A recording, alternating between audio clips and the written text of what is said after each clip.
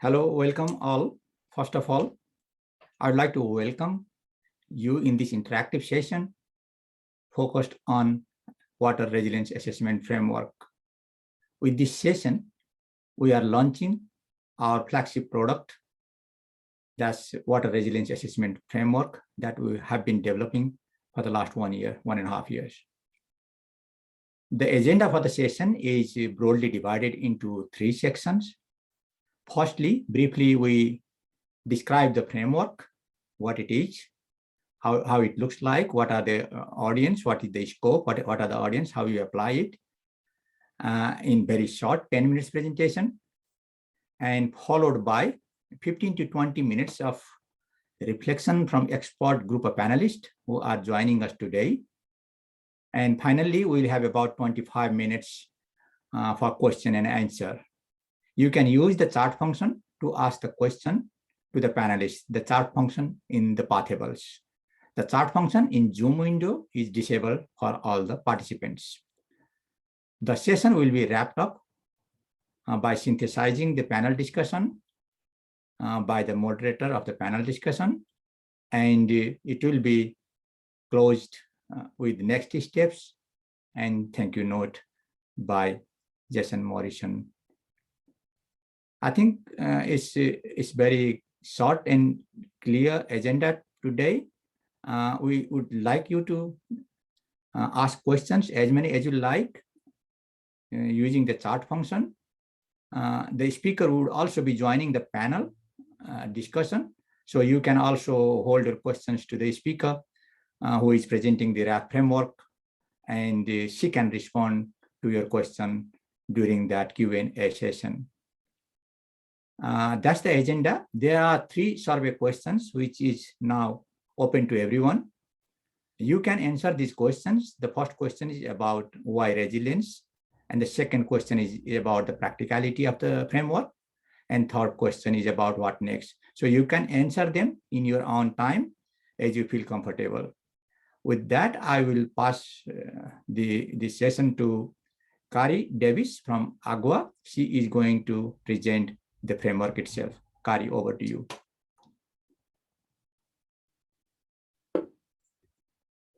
Great. Hello, everyone. Good morning, afternoon, and evening, depending where you are in the world. My name is Kari Davis, and I'm the Technical Director at the Alliance for Global Water Adaptation. As Ashok said, over the past year, we have closely worked together to develop the Water Resilience Assessment Framework, which we will present to you now. The project started in 2019, and the milestone publication is being launched today. I encourage you to go download it from the link, which I believe will be put in the chat. I'll now briefly provide an overview of our thinking in the framework.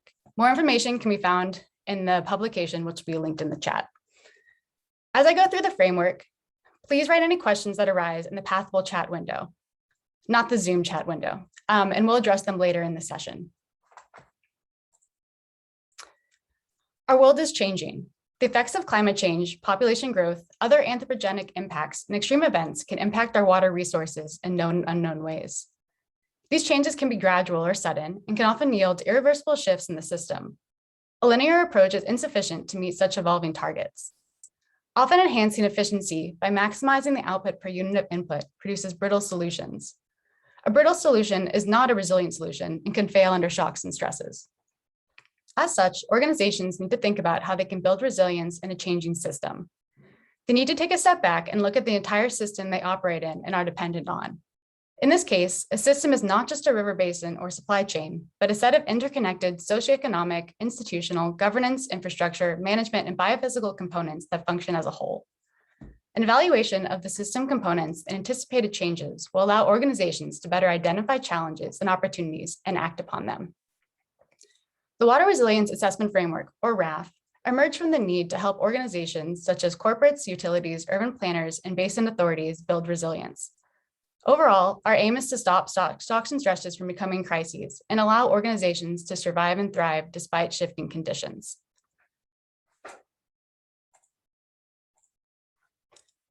The WRAF is a high-level framework that can be adapted and applied to any specific stakeholder or sectoral perspective. It is deliberately designed to not be overly prescriptive, allowing opportunities for context-specific inquiry. It is an invitation for stakeholders within a water system to explore the boundaries of these insights, strengthen system-wide understanding, and collaborate to build resilience. The RAF is composed of 4 steps, moving from left to right and then circling back.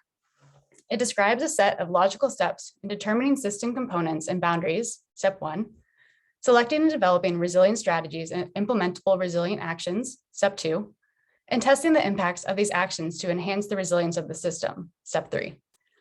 Finally, the framework provides a means to evaluate, and if needed, revise choices taken during the previous steps, which is step 4. It is meant to be an iterative process that can be revised and revisited. Stakeholder engagement can be included in all steps of the RAF based on the organization and system needs. Special effort should be made to engage with the stakeholders who have the most impact on the water system and the water users most reliant on these resources, as well as vulnerable and frequently overlooked communities. I'm now going to dive a bit into the first 3 steps of the framework and discuss some key considerations in each step. If you'd like more information, please see our recent publication. The first step of the RAF invites you to see the system in which your organization operates. By system here, we do not just mean a river basin, but a set of interconnected components such as infrastructure, policy, or economic aspects that can be changed over time. As such, the boundaries of your system may also change over time, and continual monitoring and evaluation is essential to capture those system components and changes. Once the system boundary is established and the key components are identified, you can then develop a better understanding of the water status and trends in the system, or in other words, the past, present, and predicted future water conditions and flows. This can be done using quantitative or qualitative modeling approaches. Finally, significant drivers, shocks, and stresses need to be determined that would impact the level of services available from the system. It is important to identify the types of changes we are facing and how these changes affect critical system processes. Shocks and stresses can cause short-term disruptions, gradual shifts, or sudden radical changes. Understanding how the system is changing or how it is anticipated to change will inform the resilience strategy selected. Resilience assumes that conditions impacting the functioning of a system are always changing. Step 2 moves from assessing the system changes to developing a strategy to address them. A resilience strategy is a systematic approach to understanding and addressing drivers, shocks, and stresses. Different strategies might be appropriate for different components of a system. Individual stakeholders might also adapt different strategies based on their needs or impacts. There are 3 types of strategies: persistence, adaptation, and transformation. Persistence is about the functions and processes of a system continuing unchanged or with only a brief interruption. Success under a persistent strategy looks like returning to a pre-shock condition as quickly as possible. Adaptation assumes that tomorrow will be different than today. Most of the changes are gradual and predictable. Successful adaptation means tracking change over time and taking the necessary actions to address current and anticipated changes. Transformation is the result of a fundamental shift in a system or a significant change in the needs of the system. A transformation strategy typically requires reconsidering fundamental aspects of an organization and its relationships and operations. Following strategy selection, resilience characteristics allow you to select aspects such as robustness or flexibility to prioritize in formulating resilience actions or interventions. The subsequent indicators for each action will be used in the next step to test the ability of the actions to build system resilience. Stress testing is a well-established process for considering how a system, institution, or sector may perform under adverse conditions.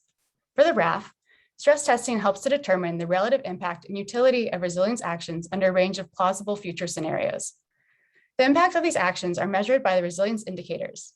The stress test clarifies how well the actions respond to shocks and stresses, as well as how effectively they support the goals of the selected resilience strategy. The stress test can also be used to compare and evaluate different actions to determine which produce the most effective results. The RAF is not intended to replace your existing water management practices and approaches, but to supplement them. The RAF adds an overlay of resilience to traditional water accounting and water stewardship techniques and provides an on-ramp to more complex water and climate resilience processes. The RAF does not make existing practices obsolete, but instead adds additional capacities and linkages. While not included here, the RAF also supports public policy aims beneath the UN Sustainable Development Goals and offers a way to pursue these goals throughout a process that also supports water system resilience. The framework that was just introduced to you is a result of multiple years of collaboration. However, there's more work to be done. The next steps focus on three main areas: engagement, guidance, and piloting. The general framework is an invitation for collaboration. We invite you to engage with the framework and explore the boundaries of these insights. We want to start a dialogue so that we can learn from each other and map the emerging issues for our economies, communities, and ecosystems. To support implementation of the framework, we're in the process of developing the first set of sector-specific guidance documents for corporates, utilities, urban planners, and basin authorities. This is also an invitation to collaborate and think about these ideas in the context of your organization. We are also developing a library of cases. Finally, we are beginning to explore partnerships for piloting the RAF. Let us know if your organization would like to lead the way. I would like to close this section by highlighting the importance of collaboration for building resilience. This framework was developed collaboratively, and further exploring and implementing it will also take us all working together. I encourage you to download our recent publication and give it a read. There's much more information in there than what I could cover in this brief presentation. Following this panel discussion, there will also be an opportunity to ask questions. As you think of questions, please enter those questions in the Pathpool chat, and we will address them at the end of the session. Thank you. Thank you, Carrie. Excellent, very well kept time management. I would pass over to John Matthews to introduce the panel and to lead the panel discussion. Thank you, John. Thanks, Ashok, and thank you so much, Kari Davis. I'm the Executive Director for AGWA, the Alliance for Global Water Adaptation. We've been a really proud partner with the other organizations led by Pacific Institute, World Resources Institute, EME, and others in this process, and we're really grateful to be here. The way the next bit is going to occur, we're going to have four panelists. They were not involved in the development of RAF. They've had a chance to look at the document. We're going to talk about some of the issues relating to resilience, to their work across a variety of different sectors. Then we're going to turn to you, the audience, for your questions, for your comments and reflections. Where are you with the resilience pathway, the resilience journey? I'd like to begin with asking Jed Youngs. He's with BHP. He's speaking to us from Australia. He's the practice lead for water stewardship at BHP. And I'm wondering, Jed, if you could turn on your camera, please. Thanks.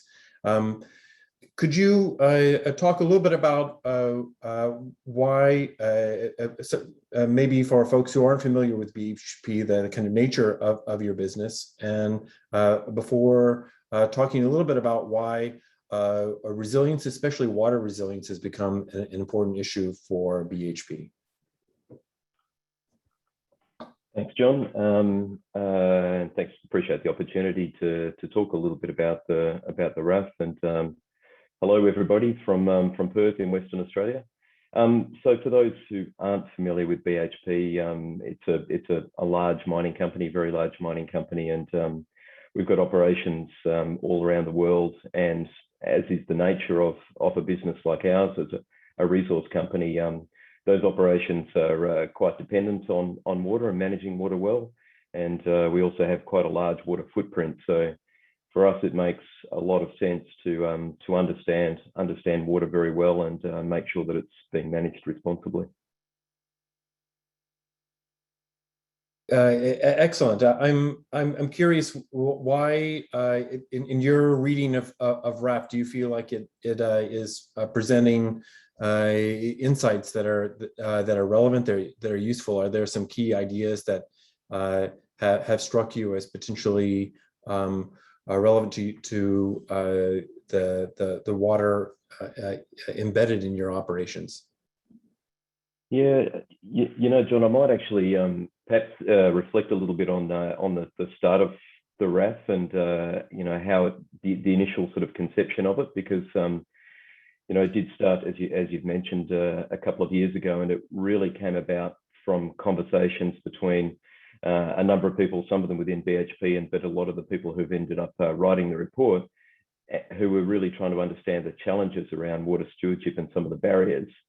And I think one of the biggest challenges that was recognized, which is certainly something that we continue to see, is that the lack of a common language for water, and something that sort of helps you regardless of where you are or what your activities are, helps everybody to describe all their effects in a common way so that we can manage them together. So that's why it began, as I think you mentioned, as a common water accounting framework. But what I think is quite interesting is that as the team worked on it, they came to realize that there might be a better way to achieve this common language and create a stronger management tool, because it's really about more than just getting the metrics right. You also need to have the context. And I think that's the part that we find really attractive about this, is that it's a way to help you take the context and help you understand the stresses in that system, and bring them together in a way that lets us compare and contrast all of the things that are happening in the catchment. So ultimately, we can find a way to manage it in a collective way. That's super. And thank you very much for that. We'll come back to you, Jed, in a minute. Next, I'd really like to turn to Stephanie Woodward. If you could turn on your camera and microphone as well, Stephanie. She's the program manager for water and climate at Facebook. And it's first off, I'm just really impressed that Facebook has a water and climate program, and maybe you could talk a little bit about why a group that most of us think is something that we're relating to on our phone it actually is thinking about water resilience and in terms of your corporate identity. Sure, definitely. I think, like you said, we think of Facebook as this digital platform on our phones, but all of those likes and cat videos live somewhere, and that's in our data centers, which require water and energy to operate 24/7, and need to be resilient to shocks to the system, both within our own operations and in our communities as well. I think it's really important that our cat videos all be very resilient. But you're also talking about the kind of back end operations too that are important. Do you think about issues, say, around supply chain, or are those critical too? Yeah, absolutely. And we've been working with our suppliers to conduct climate resilience risk assessments for the last several years, using models to project potential risk scenarios and how those might impact not only our operations, but our suppliers as well. And in your reading of RAF so far, I know you're still new to it. Were there insights or observations that seem like they might help bridge towards new perspectives for you in your work? Yeah, I think that the framework is really valuable, not only for us sort of in the sustainability HQ seat, but for folks in our data centers and global security in our facilities, to really provide a framework for thinking about a lot of these really challenging questions. I also love that this work is adaptable and able to recognize that resilience looks different in different contexts, and is also iterative, and that stress testing the strategies is kind of built into the document and the framework itself, recognizing that with climate change and other stresses, the context will continue to evolve. This isn't something that we'll do once and be done with, but something that we'll have to continue doing over time as a practice. I'm so glad that there's also a water resilience lifestyle that you're promoting. Exactly. Yes. I'm going to turn now to Eliza Roberts at WSP. We'll come back to you in a bit, Stephanie. And Eliza is the project director at WSP. Maybe you could also just start off by, with folks who may not be familiar with WSP, talk a little bit about the nature of the business and your work in particular. Thanks. Great, thanks, John. So hi, everybody. Really great to connect with you all, although I wish it was in person in Stockholm.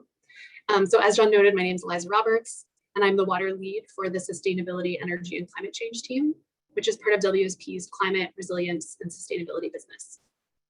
We partner with clients to provide a range of different services from inventory management and risk assessments to goal setting and strategy.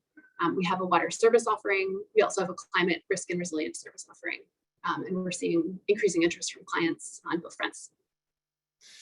That's really interesting. So you have almost a kind of meta view, actually, of a lot of different types of institutions, especially businesses. And is water risk, maybe water opportunities too? Is it something that is coming up, or something that you feel like you're introducing them to as an idea?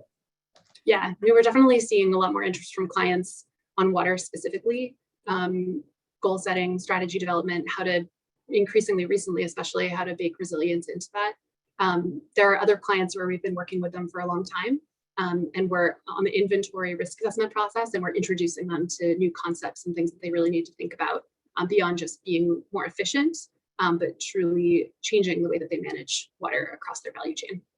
Very interesting. So one of the big ideas that I heard Kari talk about is this idea of trying to see water as a system, not just to say as a basin, but maybe that's embedded in a lot of our operations. Is that part of what you're doing with the inventory management? Yeah, as a part of inventory management and a lot of other services. Sometimes if it's just inventory management, not quite as much. But I can give you some examples of some of the types of work that we've done with clients. So we're working with a Fortune 500 IT company to evaluate the resilience of their data centers. We're working with water utilities to assess climate resilience. And in many cases, they're actually doing a lot already, but they're not necessarily putting it looking at it under the lens of resilience. They're calling it something else, which is really interesting. We're also working with clients to tackle water challenges in their supply chain. Trying to really bring their suppliers along, so they're not just looking within their four walls, but looking beyond that. Was there something specific in RAF touching on those issues that jumped out at you when you were reading through the document? Yeah, I think there's a lot in there that's really great. And for those who haven't had a chance to dive in yet, I encourage you to. There's a lot of really great lines in there. And one thing that I really appreciated was the emphasis on transformation. I think, I've been in the water space for about a decade. I'm sure many of you have been in the water space that long or longer. And, when I first started, the big focus was drip irrigation, efficiency, and that's the answer. And it's so important to go beyond that. And so many companies haven't quite gotten there yet. And so, if we think about all the different ways that the water sector needs to transform, from water utilities increasing access to reclaimed water, which more and more companies are demanding, requesting from their utilities, to more zero water facilities, where you're using water from dairy that's processed, to more policy engagement to really change systems so that we can really collectively work to solve these challenges. One company alone just can't do all of that by themselves. And I think one other just key example that I think about all the time. I feel like someday my kids are going to ask me, Mom, did you really flush pure drinking water down the toilet? And that is our reality, that water is just not managed well in this country and in many countries across the globe. And we have such a long way to go to transform that and fix that. Great answers. Thanks. And we'll come back to you too, Eliza. I'd now like to turn to Alexis Dufour. He's at San Francisco Public Utility Commission, SFPUC, and a program manager for long-term vulnerability. Welcome, Alexis. Could you talk maybe just a little bit about your work, long-term vulnerability? I understand from before that's not your emotional vulnerability.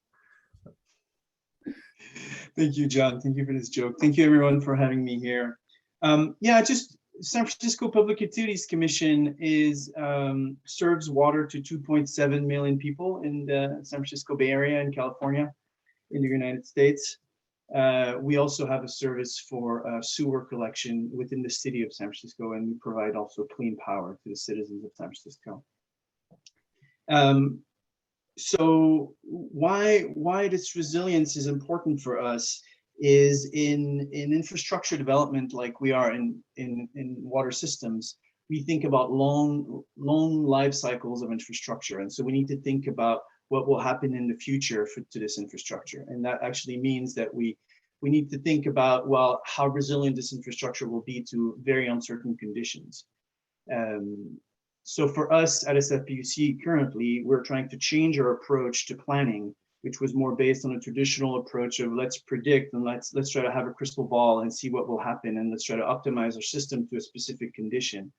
And now we have more, we're trying to move towards an approach that's more in line with what you're proposing in your framework, which is let's think about our system first, and like let's clearly define the boundaries of our system, and let's try to find the vulnerabilities of our system, and from there understand how can we build it so it's more resilient. That's really interesting. I mean, you're also a conjoined utility too. It's water and power. Is that right? Absolutely. Yeah. So do you see resilience trade-offs between generating electricity and supplying water? Is that something that you all try to manage as well?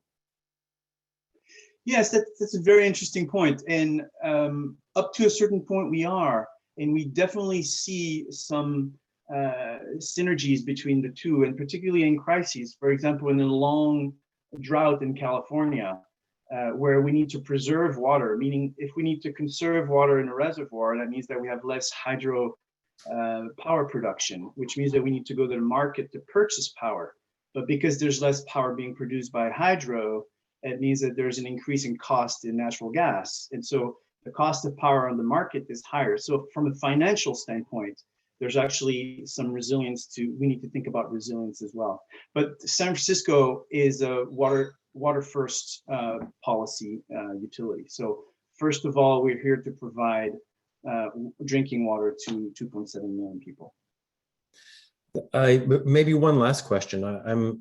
We've heard from a wide variety of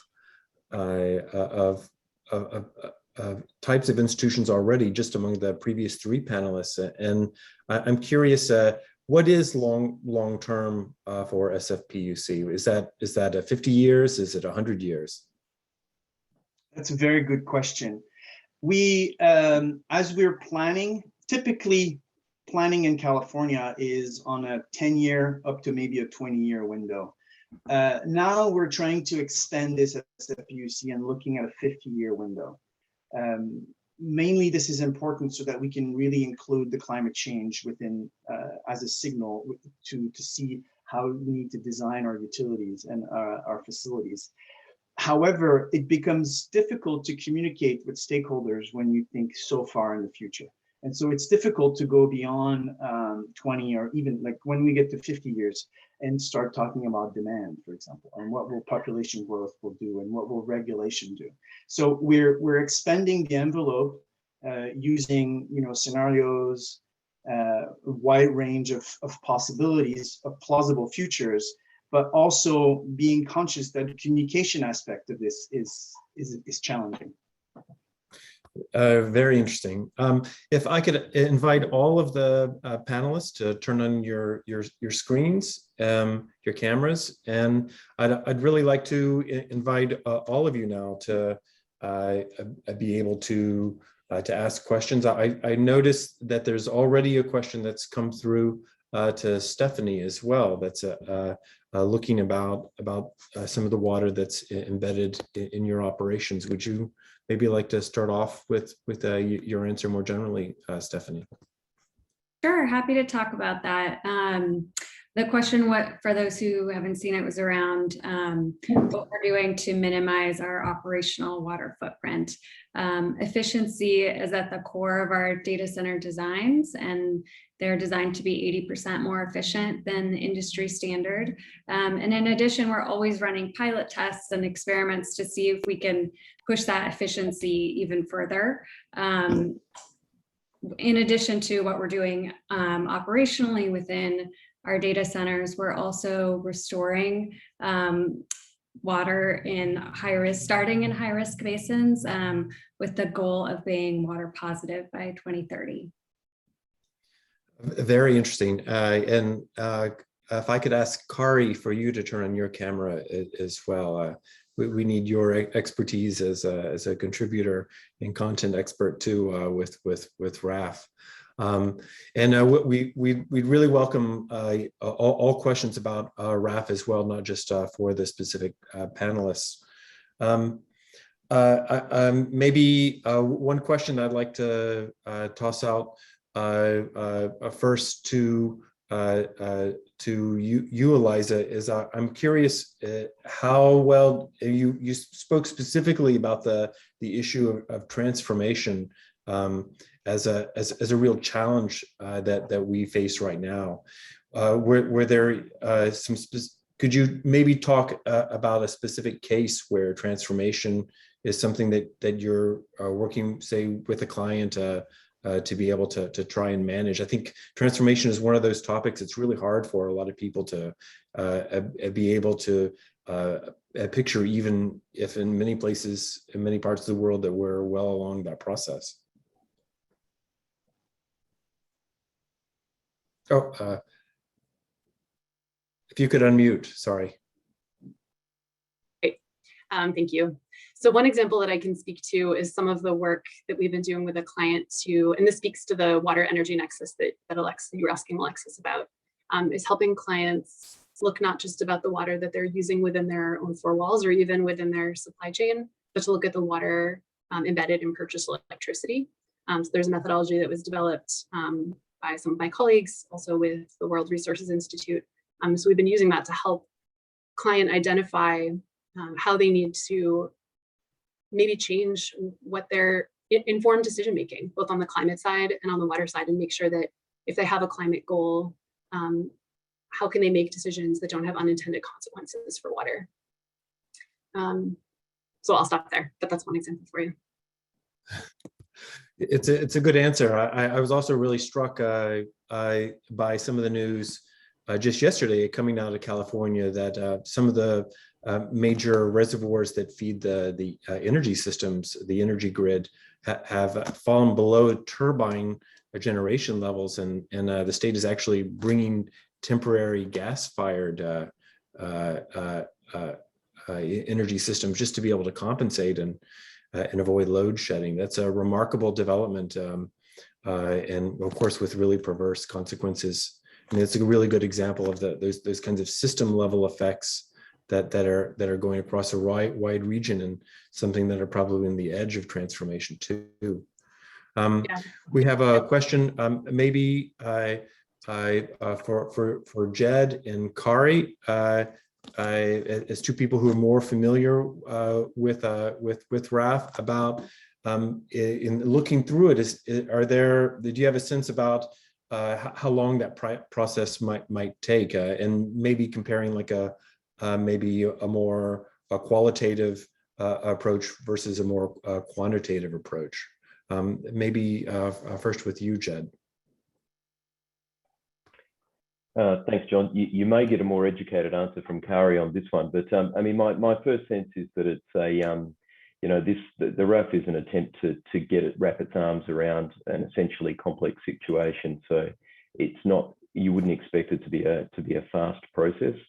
I mean, if I think of it as a way of pulling together the information that we have and making sure we've understood the values of an area, and then helping to turn that into decisions, I think it's a process that honestly you should expect to take years. It's certainly not something that you could do in months. How many years? I'm not sure exactly, and I think it'll vary from place to place on the complexity of the natural system and I guess how aligned the stakeholders initially are as well, because I think there is a process of bringing people together to a common understanding. And there, I think you're talking about kind of mainstreaming at a much larger level throughout the organization. Is that right? Yeah, I guess I'm thinking about what I think the RAF, the convening power perhaps that the RAF can have, which is that if it's, if it takes the journey that we hope it will, wouldn't be something necessarily that's driven by one single organization. It will be by the stakeholders in the catchment, and you want everybody thinking in the same way about that. So it takes some time to work your way through that. But I think it's a framework that can help with that, which is a necessary journey we have to go on anyway. That makes a lot of sense. And maybe Kari, I think a lot of what Jed is saying there too is if you're going really deep into thinking about resilience at a larger scale, at that system level, you're probably engaging with a lot of stakeholders. But is that necessarily always the case? Would that be a major modifier in how you're applying RAF? Yeah, I think it can be. One thing, the way we design RAF is you can choose what stakeholders you engage with, recognizing that not all organizations have the capacity to engage with all stakeholders. Going back to the timing question of this too, I think there's kind of two levels. So resilience is a process, and I think you can start that process of building resilience rather quickly, but continuing to build it, engaging with the RAF can require years. And I think it is an ongoing process as well. The idea of RAF is also to continue to revisit it as conditions change and to test the ability of your strategy to build resilience. So it will require that iterative process and returning to it multiple times. That's a great answer. And maybe Stephanie, one of the things I've been kind of struck by as I've been working on RAF is that often the way we've talked about sustainability is in specific numeric targets, that they're kind of fixed for us. But I think a lot of what Kari's saying too is that resilience is not just fixed numbers, it's also something that we need to actually be sensitive to changing context, changing baselines. Is that something that you've seen in your work as well? Yeah, absolutely. And in our climate resilience program, it's something that we revisit year after year with our internal stakeholders and with suppliers, knowing that conditions are constantly changing. That's really really good to hear. And Alexis, one of the other things that I'm aware from the rest of my work about SFPUC is you also provision water for a lot of other cities, a lot of other entities in California. You're a bulk water supplier, and does that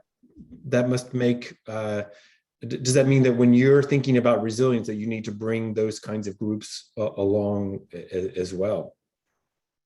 Yeah, that's a very good question. It's true. We supply water to the city of San Francisco, but we wholesale water to 27 customers around the San Francisco Bay, so municipalities mainly.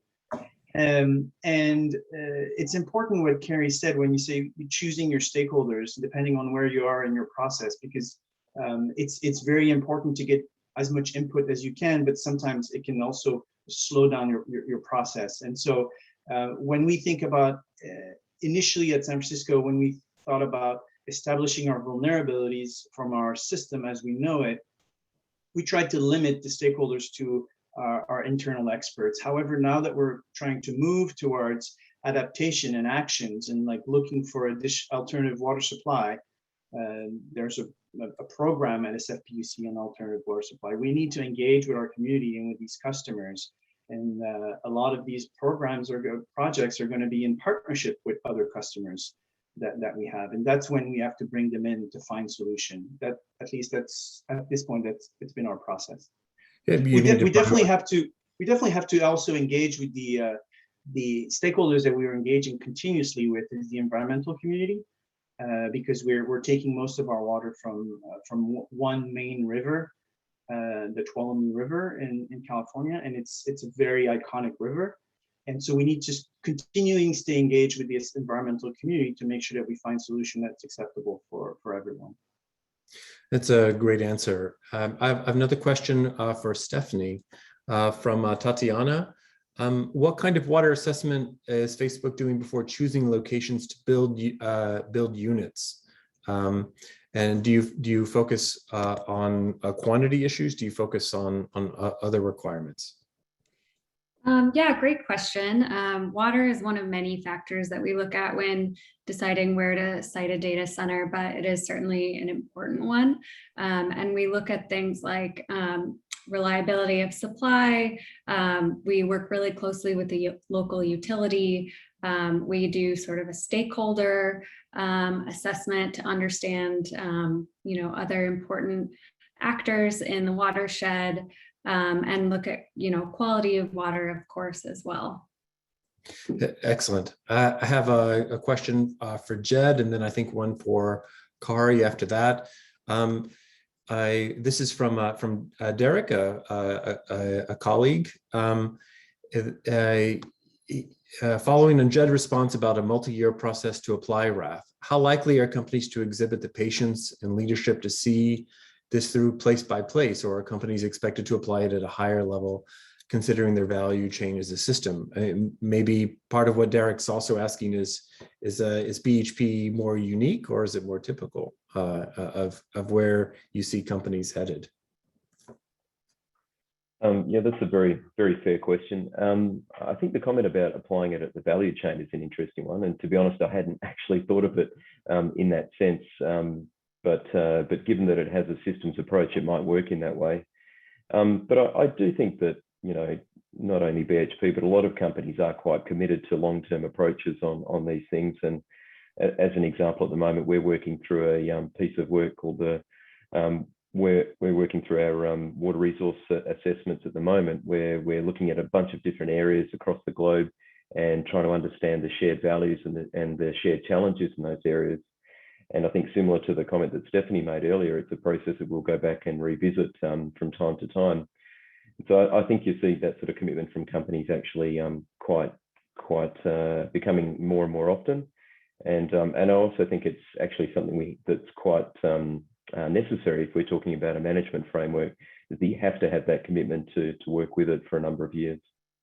Very interesting. I'm going to go to Kari, and then I have a question for Eliza after that about indicators. And Kari, there's a question from Hella that is asking about are there specific parts of the landscape that RAF maybe is more focused? We mentioned cities, and we have Alexis here, and Eliza's also mentioned like her work with utilities. Is this more specific to in cities to utilities, or maybe urban resilience more generally? And is it something that might play out differently in more rural landscapes or less densely populated areas? Yeah, that's a really good question. So the way we designed the RAF was that it could be applied to many different situations and sectors. So in that regard, it's applicable to all the things that were mentioned here. That being said, we are going to focus on 3 different areas to develop further sector-specific guidance. The first being utilities in the urban sector, the second being basin management, so more of this policy side, and then the third being corporates. That's not to say that those are the only ones that could apply it. I'm sure all stakeholders could find some value in it. Also, it isn't just specific to different sizes of organizations. Definitely all sizes could apply it, small, medium, and large. And then their capacity to apply it and engage with the framework would then determine what aspects they take and they apply. One thing too that's really key to this framework is that it recognizes that not all stakeholders have the same power to implement basin-wide or system-wide solutions. So it's up to the stakeholders to really determine what they have the capacity to do and can change in their system. Excellent. And maybe Eliza, like following up on the question that I asked Stephanie before about this contrast between sustainability and resilience, we still need to be able to show progress, right? And you probably, when you're talking to your clients, you need to be able to show that you've made solid and clear recommendations, that you've made a difference, that maybe resilience is something that you can count and track. And there are lots of frameworks and approaches, the kind of proposed indicators that are out there. This is based on a question from Amy. I'm curious that do you see that that RAF is something that might be able to help develop indicators of resilience to help tell us if we're moving towards it or away from it? Yeah, absolutely. I think there's a big opportunity for that. And I don't know if that's something you guys are planning on including in the sector guidance, but obviously indicators like that are going to be much more helpful for companies when they are sector specific. But I think another thing to add to this is when we are talking to clients, we've often found that really meeting them where they are and finding out what they've already done and then educating them and saying, oh, that actually is resilience. Like you're already doing that, is a really great way to get the conversation going. And John, can I ask you a question? You and Carrie? Please. Yeah, please. You guys said we could ask you questions. So now you guys are in the spotlight. One thing that I was thinking about when reviewing this is the focus on equity and inclusion. And I know that is included in RAF and you guys do speak to it. I do think it could be a bit more prominent. And I'm just curious if you guys can speak to that a little bit. I think people is such an important part of water management today. There are no businesses that can operate without water. There are no people who can live without water. It's a human right. You guys all know this. But if you guys could just speak to that, I think that would be really helpful. Sure, I'll jump in, and Kari, if you want to add anything to it, and Jason will come in a few minutes too, and he may want to say something on that topic as well. But I've been working on climate impacts since 2003 and on climate adaptation since 2007, and I've really only heard discussions that are really meaningful and substantive about equity in climate change, especially kind of resilient poverty alleviation, resilient representation in the past couple of years. I think it's still pretty new. The climate justice discussion, I think, is still pretty fresh. I'm sure that you're right that we need to bring it in more.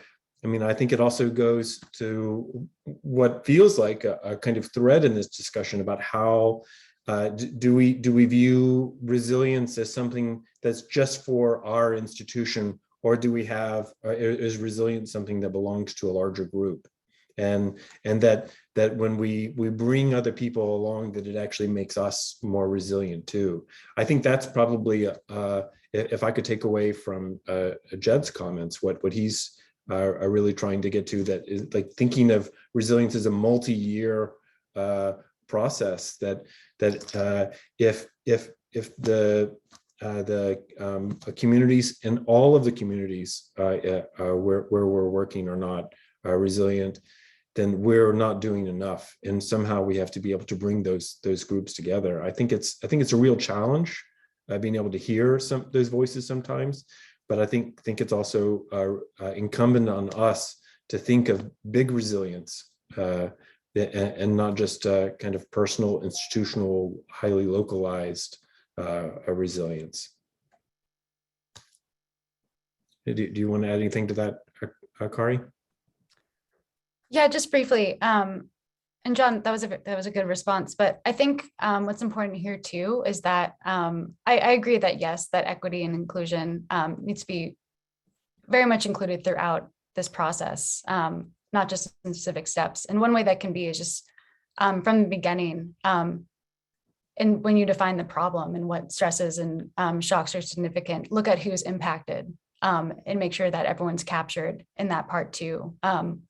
Ultimately, those that are vulnerable are going to be the most impacted by climate change. And it's really important to think about how, when, and where that's going to happen.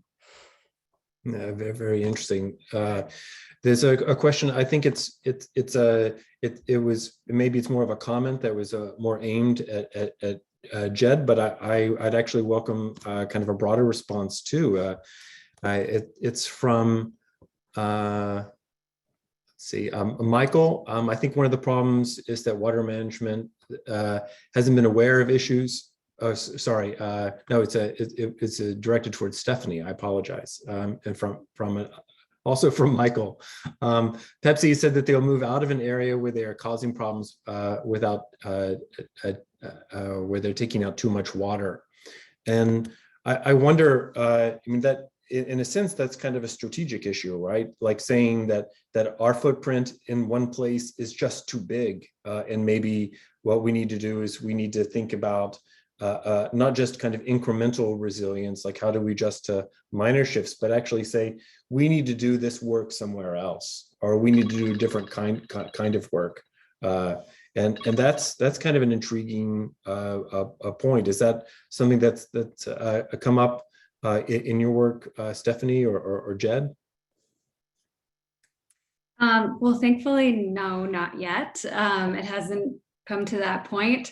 I think, you know, a lot of our operations are really, you know, significant pieces of infrastructure that are built to last 20 or 30 years. So in siting, we are really careful about where we go and what types of water resources are available and what kind of water stress the basin is facing, and not only do everything we can within our own operations to maximize efficiency, but also are committed to being a long-term partner in water stewardship and collective action in the basin. So working with trusted nonprofits to restore water, addressing water access where that is an issue as well.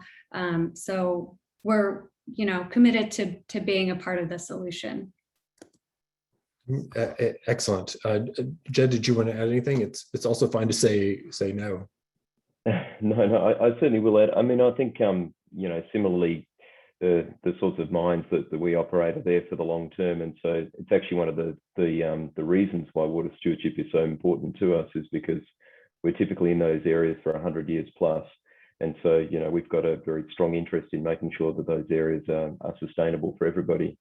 I think one of the interesting things that happens though is that once you're in an area and the norms change over time, as they do, then what was acceptable some time ago may not be acceptable anymore. And you know, I think the approach we have to take is that if you are there when those norms change, then you need to try to adapt and move to those new norms and recognize what good looks like now. So we certainly try to do that. Yeah, it's not just the climate that's non-stationary, right? It's everything else too. Maybe the last question for you, Alexis, and it's a comment and question from a colleague and friend, Ruth Matthews, no relation to myself. Seem to be an inordinate number of Matthews running around the water world. And she says, how do we define resilience for whom? And as a public institution, that's kind of a special burden. I think that you're trying to, you're supposed to do it, maybe to take care of everybody, but you also have mentioned that resilience is a process. You have to also set priorities and think about those processes over time. Any thoughts there? Yeah, that's actually a very, very, very interesting question. And I think that we do try to engage with our community, particularly in terms of, we had an opportunity with the massive retirement of our workforce and the difficulty to actually find a good workforce. We had an opportunity to engage with our community and do some, create some trainings, and so some apprenticeship to bring some of the people of our community which are outside of, we would be considered part of the environmental justice or climate justice, and bring them in and provide them some income that way. So that's one way that we try to reach out. When we think about resilience actually to our system, the way that we look at it, at this point, it's been very, the metrics I have to recognize have been very focused on the infrastructure and how much water we can supply and in what conditions.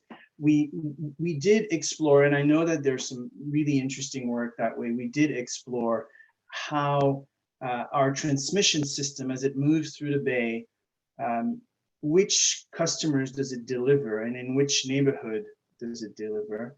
And so there's ways that we could think about for the future, and that's the next step for us.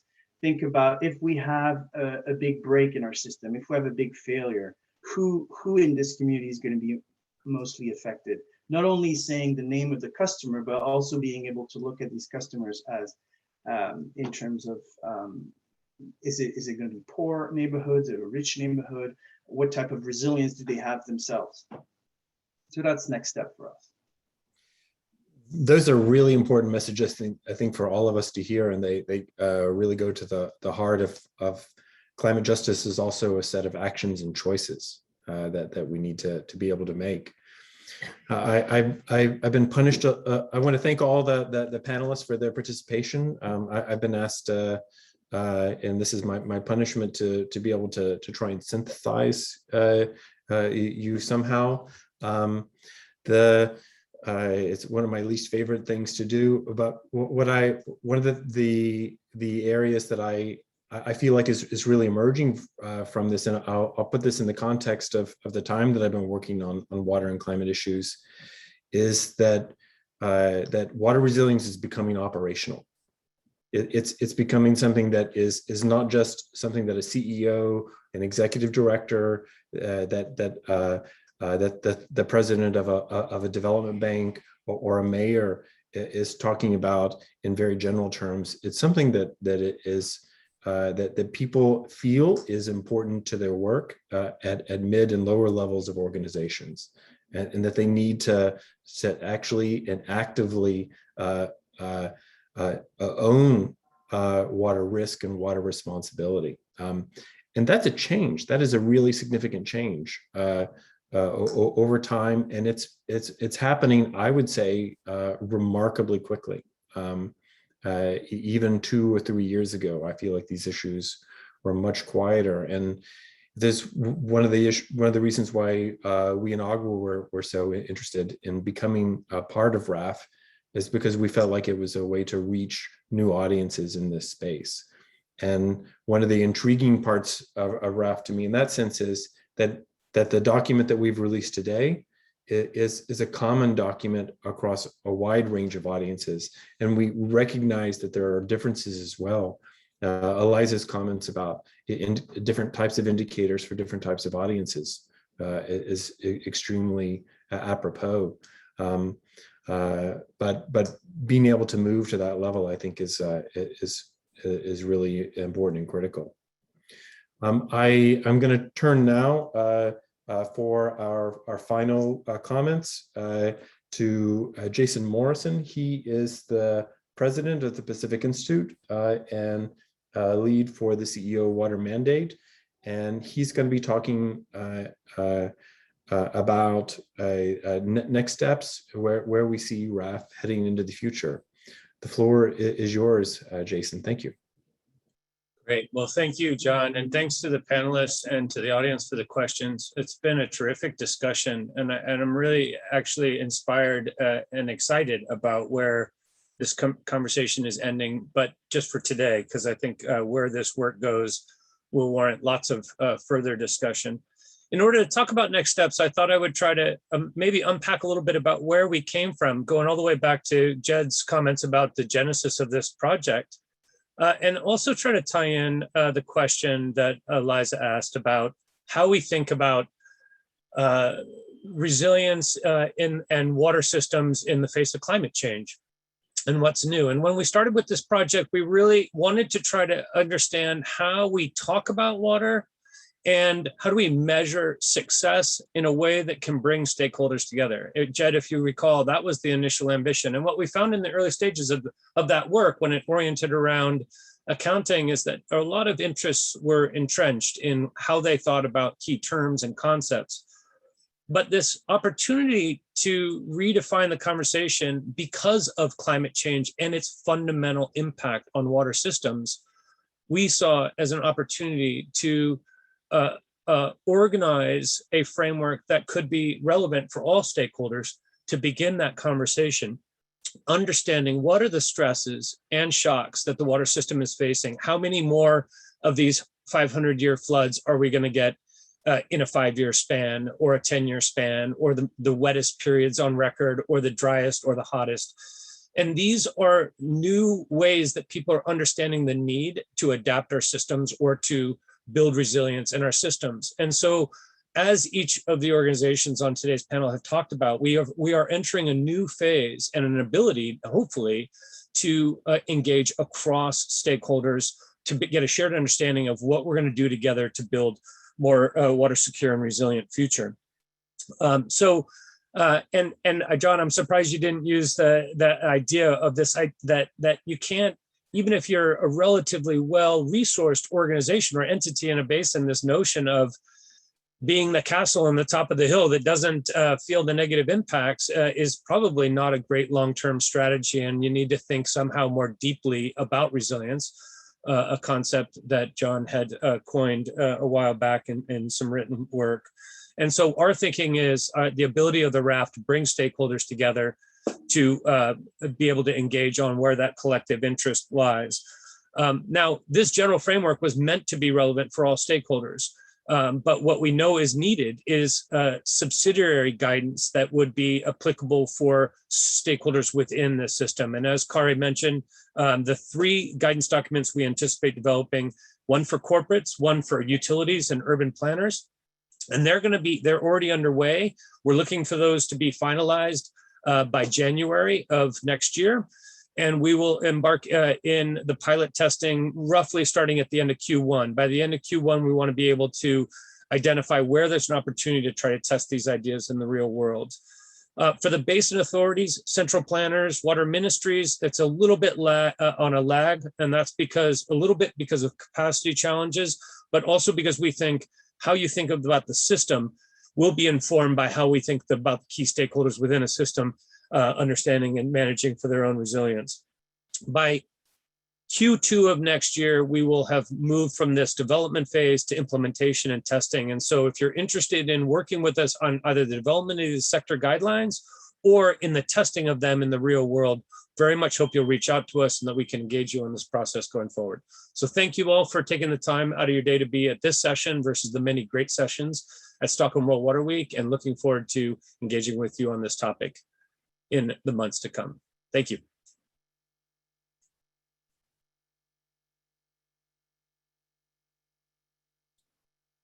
Thank you all. With that, we end the session, and you can get all the relevant information from the project website. Thank you.